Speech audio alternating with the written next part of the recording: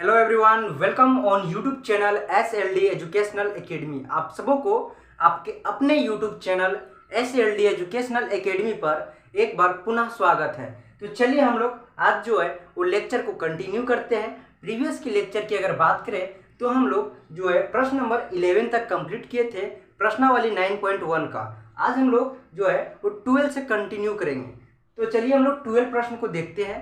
ठीक है, आप लोग जो है वो वीडियो को कंटिन्यू लगातार देखते रहिए, स्किप किए बिना। ठीक है ना। और अगर चैनल पे नए हैं तो चैनल को जो है सब्सक्राइब कर लीजिएगा और बेल आइकन को प्रेस कर लीजिएगा, ताकि जो है अपलोड होते ही सबसे पहले आप लोग के पास नोटिफिकेशन पहुंचे और जो है बिना वीडियो को मिस किए हुए आप लोग जो है अपना स्टडी को कंटिन्यू रख सके। तो चलिए हम लोग जो है वो बिना देरी किए हुए अब हम लोग प्रश्न की ओर बढ़ते हैं। प्रश्न नंबर जो 12 है वो कुछ इस प्रकार से बोल रहा है। आप लोग के पास अगर NCERT बुक होगा तो उसमें आप लोग देख पा रहे होंगे।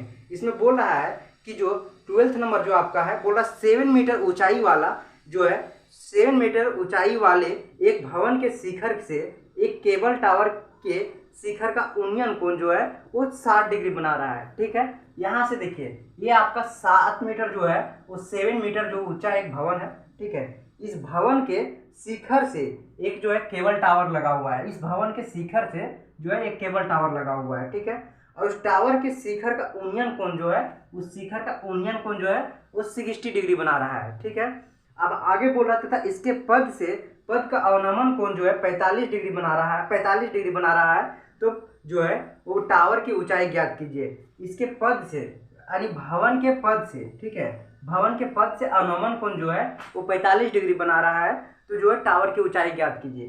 तो टावर की ऊंचाई ज्ञात करने के लिए इसमें ध्यान दीजिएगा कि देखिए ये आपका भवन है यहाँ से यहाँ तक BC, और BC के ऊपर से लगा हुआ है जो टावर जो है केबल टावर। तो जब टावर की ऊंचाई निकालेंगे तो ये जो आपका भवन की ऊंचाई है प्लस जो ये आपका यहाँ से जो टावर लगा हुआ है ये पूरा जो है AC आपका जो है टावर केबल टावर की जो है ऊंचाई हो जाएगा। तो सबसे पहले इसमें हम लोग जो है वो EDC जो है उस ट्रायंगल को हम लोग लेंगे। EDC ट्रायंगल में हम लोग देखेंगे जो समकोण त्रिभुज आपका EDC बन रहा है उसमें हम लोग देखेंगे तो यहाँ पे 7 मीटर आपका जो है वो DE दिया हुआ है जो कि आपका भवन की ऊंचाई है। दूसरा आपका यहाँ पे 45 डिग्री एंगल जो बन रहा है वो एंगल दिया हुआ है। तो इस प्रकार से ये आपका P हो जाएगा और ये आपका B हो जाएगा, यानी ये लंब हो गया और ये आपका आधार हो गया। तो चलिए हम लोग बिना देरी किए हुए आगे बढ़ते हैं। ठीक है, इसमें हम लोग देखेंगे कि जो आपका है ये आपका ट्रायंगल, इसमें देखिए 10 लेंगे हम लोग 10 45, ठीक है, 10 45 डिग्री। ठीक है, इक्वल हो जाएगा आपका यहाँ पे ये आपका लंब हो जाएगा यानी DE, ठीक है, बाय आपका नीचे आ जाएगा DC। ठीक है, DC इक्वल देखेंगे तो 10 45 का जो मान होता है वो 1 होता है। हम लोग को अच्छा तरीके से पता है, आप लोग जो है एक्सरसाइज 8.1 में हम पढ़े होंगे। ठीक है ना, तो ये आपका 1 हो गया। अब हम लोग DE जो है वो हम लोग को वैल्यू दिया हुआ है 7 मीटर। ठीक है, तो ये हम आपका 7 मीटर यहाँ लिख दिए। ठीक है, अब यहाँ पे नीचे जो है आपका वो नहीं दिया हुआ है। ठीक है, तो इसी को हम लोग जो है पहले फाइंड करेंगे, तो DC निकालेंगे।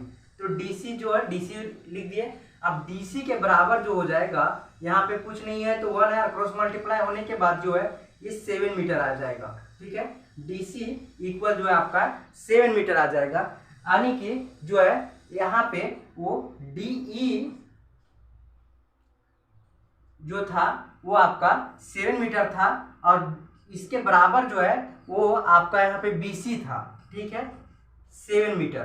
ठीक, अब इसी प्रकार जो है आपका DC निकला जो है वो 7 मीटर। DC इक्वल जो हो जाएगा आपका जो देखिए ये DE के बराबर है BC, तो DC के बराबर होगा B। ठीक है, तो यहाँ पे BE भी हो जाएगा जो इक्वल होगा 7 मीटर। तो इस प्रकार से जो आपका आया ये 7 मीटर आया और ये भी आपका 7 मीटर आया। ठीक है, अब हम लोग जो है दूसरा ट्रायंगल जो है समकोण त्रिभुज ये हम लोग लेंगे ABE में। ठीक है, जब ABE में लेंगे, देखिए दूसरा ट्रायंगल जो बन रहा है ABE। ठीक है, इसमें हम लोग जब देखेंगे तो यहाँ पे जो है ये लंब आपका ये हो जाएगा और ये आपका आधार हो जाएगा, यहाँ पे जो एंगल का मान होगा वो 60 डिग्री यहाँ पे दिया हुआ है, ठीक है। तो देखिए क्या होता है, आपका यहाँ पे tan 60 हो जाएगा, tan 60 डिग्री इक्वल जो है वो आपका आ जाएगा यहाँ पे AB बटा में आ जाएगा आपका BE, ठीक है, BE। अब हम लोग देखेंगे कि क्या होता है आगे। देखिए AB जो है, AB वो आपका AC माइनस जो हो जाएगा, AC इक्वल जो हो जाएगा वो निकलेगा आपका कैसे, AC में जो है वो आपका AB निकालना है ना, तो AB इक्वल जो हो जाएगा AB बराबर AC माइनस जो है AB, ठीक है, BC, AC में माइनस जो है वो BC। देखिए यहाँ पे जो है वो AC है, AB हम लोग को निकालना है, ठीक है। तो AB निकालने के लिए हम लोग AC पूरा जो लेंगे और AC में हम लोग को ये जो है आपका BC वो घटाएंगे, यानी कि AB के बराबर होगा, AB के बराबर होगा AC, यानी जो आपका है AC आपका जो H है, H में जो है वो हम लोग घटाएंगे 7 मीटर, ठीक है। तो जाके ये है आपका AB निकलेगा, यानी कि यहाँ पे tan 60 का मान जो होता है √3, ठीक है, इक्वल जो आपका आ जाएगा आपका वो आ जाएगा AB, और AB का मान अभी हम लोग निकाले यहाँ पे। देखिए AB जो इक्वल है वो आपका कितना है, H माइनस जो है वो 7 मीटर, ठीक है, और नीचे जो आपका है वो BE है, ठीक है। तो BE का जो है वो मान हम लोग के यहाँ निकला हुआ है 7 मीटर, ठीक है। अब इक्वल यहाँ पे देखिए वो नीचे जो है 1 आ जाएगा, और क्रॉस मल्टीप्लाई करने के बाद ये जो आपका आ जाएगा H माइनस 7 इक्वल 7√3 मीटर, ठीक है। अब हम लोग देखिए यहाँ जो है इस H को हम लोग को मान निकालना है, तो H इज इक्वल जो है ये निकाल लेंगे 7√3 प्लस 7 मीटर, ठीक है। अब हम लोग यहाँ पे H क्या करेंगे, 7 कॉमन ले लेंगे, तो यहाँ पे आ जाएगा √3 प्लस 1 इंटू m, ठीक है। तो ये आपका H की ऊंचाई निकल गया, ठीक है। तो ये आपका हो गया जो है वो टावर की ऊंचाई हो गया। देखिए यहाँ पे समझने वाली बात ये है कि देखिए ये आपका AC जो था पूरा टावर की ऊंचाई था, ठीक है, भवन सहित, भवन की जो ऊंचाई है उसका जो ऊंचाई है और जो प्लस टावर की ऊंचाई है वो दोनों की ऊंचाई लेंगे तो पूरा जो है टावर की ऊंचाई होगा, जो कि हम H माने हुए, ठीक है, जो माना कि टावर की जो ऊंचाई हो H मीटर है, ठीक है। अब इसमें हमको 7 मीटर जो है वो BC दिया हुआ है, ठीक है। तो 7 मीटर जो है वो टावर की ऊंचाई में हम लोग को घटाना पड़ेगा, यानी कि H में जो है वो माइनस करना होगा 7 मीटर। तो हम लोग यहाँ पे जो है वो AB निकालने के लिए, AB तो हम लोग को पता नहीं था, तो AB का ही ऊंचाई इसमें ज्ञात करना था। तो AB की ऊंचाई ज्ञात करने के लिए जो है यहाँ तो हम लोग को पता था कि ये 7 मीटर है, तो 7 मीटर ये हो जाएगा। तो इसका तो इतना आधा पता था, यहाँ BC पॉइंट तक पता था, उसके बाद AB तक नहीं पता था। तो AB पता करने के लिए हम लोग जो है इसमें जो A दिया हुआ था AC में उसको हम लोग यहाँ से घटा दिए और जो है AB का मान निकाल लिए। अब जो है इस प्रकार से जो है इस 7 इंटू √3 प्लस 1 मीटर जो है वो आपका जो है वो पूरा टावर की ऊंचाई हो गया, ठीक है। तो इस प्रकार से ये जो प्रश्न है वो कंप्लीट हुआ। नेक्स्ट प्रश्न जो है वो आपका है वो 13 नंबर को हम लोग देखेंगे।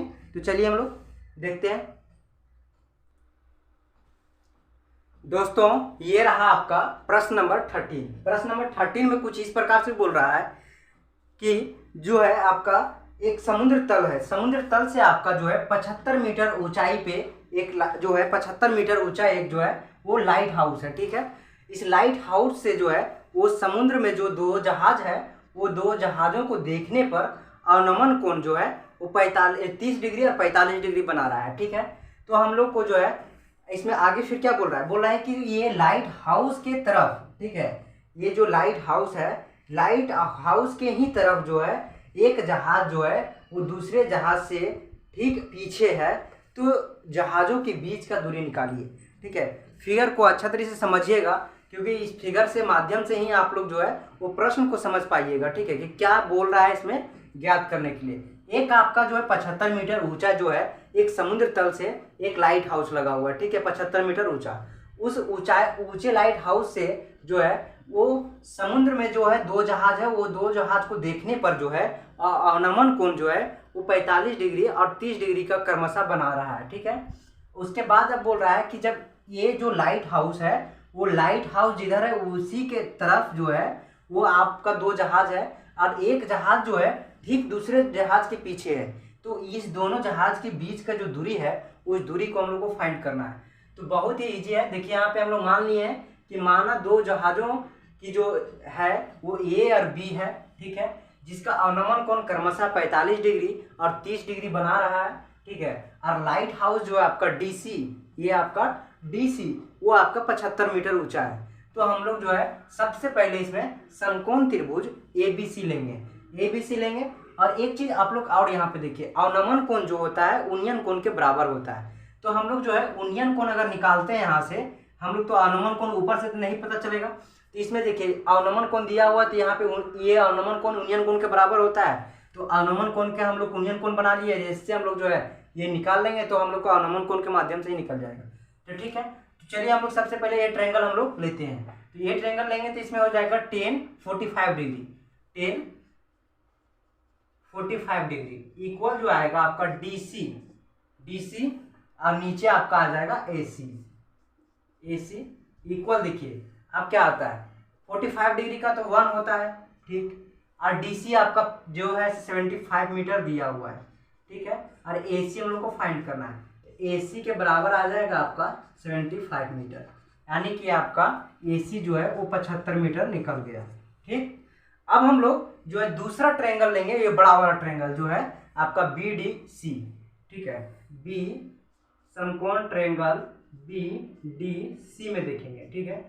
बीडीसी में जब देखेंगे तो हम लोग देखेंगे कि इसमें जो है वो आपका डीसी का मान दिया हुआ है, यानी कि, और यहाँ पे थीटा जो है वो डिग्री का मान दिया हुआ है। तो कितना है यहाँ पे ले लेंगे 10 30 डिग्री, ठीक है, 10 30 डिग्री इक्वल जो हो जाएगा लंब बटा आधार, यानी कि आपका डीसी बाय जो है आपका बीसी हो जाएगा, ठीक। और यहाँ पे देखिए अब आपका जो बीसी है, बीसी जो है आपका है वो ए बी प्लस जो है वो है ए सी, ठीक है। तो ए बी आप लोग को देखिए, ए बी जो है वो हम लोग को क्या है, यहाँ पे ए बी जो है वो एक्स है, ठीक है, ए बी एक्स हो गया, और ए सी जो है आपका 75 मीटर अभी हम लोग फाइंड किए, ठीक है। तो इस प्रकार से जो बी सी का मान हो जाएगा एक्स प्लस 75 मीटर हो जाएगा, ठीक है। अब हम लोग यहाँ पे देखेंगे तो 10 30 डिग्री का जो मान होता है 1/√3 होता है, ठीक, और इक्वल जो आ जाएगा वो डीसी है। तो डीसी का हम लोग देखिए 75 मीटर यहाँ पे दिया हुआ है, तो यहाँ पे 75 मीटर ले लेंगे। अब नीचे जो है वो आपका x प्लस जो है 75 मीटर आपका बीसी है, ठीक है, ये ले लिए। आगे हम लोग देखते हैं इसका सोल्यूशन क्या होता है। जब इसको क्रॉस मल्टीप्लाई करेंगे तो ये आ जाएगा x प्लस 75 इक्वल जो है √3 इंटू 75 मीटर, ठीक है। अब हम लोग देखिए यहाँ पे x का मान निकालना है, तो हम लोग जाहिर सी बात है कि x को लेंगे और जो 75 को साइड चेंज करके उधर भेजेंगे। तो x इज इक्वल जो है वो √ जो है 3 इंटू 75, ठीक है, और माइनस जो है वो 75 आ जाएगा 75, क्योंकि ये जो है साइड चेंज होगा तो यहाँ पे माइनस इधर आ जाएगा, ठीक है। तो x इज इक्वल आ जाएगा, जब हम लोग 75 को कॉमन लेंगे तो यहाँ पे आएगा √3 - 1, ठीक है, मीटर। इस प्रकार से जो है वो दोनों जहाज़ों के बीच का जो दूरी था वो आपका 75 इंटू √3 - 1 मीटर था। तो ये आपका प्रश्न जो है वो कंप्लीट हुआ, ठीक है। अब हम लोग जो है वो प्रश्न नंबर 14 को देखेंगे, ठीक है। प्रश्न नंबर 14 की ओर बढ़ते हैं। प्रश्न नंबर 14 जो है वो आप लोग खुद बनाइएगा, ठीक है ना। इसको बनाने का आप लोग एक बार प्रयास कीजिएगा, नहीं बनेगा तो कमेंट सेक्शन में आप लोग कमेंट कीजिएगा, ठीक है ना, तो फिर हम आप लोग को बना देंगे, ठीक है। आगे हम लोग जो है वो प्रश्न नंबर 15 को देखते हैं। प्रश्न नंबर 15 को हम लोग नेक्स्ट वीडियो में देखेंगे। तब तक के लिए आप लोग को बहुत बहुत धन्यवाद, ठीक है। अगर चैनल पे नए हैं तो चैनल को एक बार जरूर सब्सक्राइब कर लीजिएगा और ज़्यादा से ज़्यादा लोगों तक शेयर कीजिएगा, ताकि उन लोगों तक पहुंच सके ताकि जिन्हें ये ज़रूरत है, ठीक है। अगर थोड़ा सा भी आप लोग को लगे कि जो वीडियो है वो बहुत ही हेल्पफुल रहा आप लोग के लिए, तो ये वीडियो को आगे जो है फॉरवर्ड कीजिएगा, ठीक है।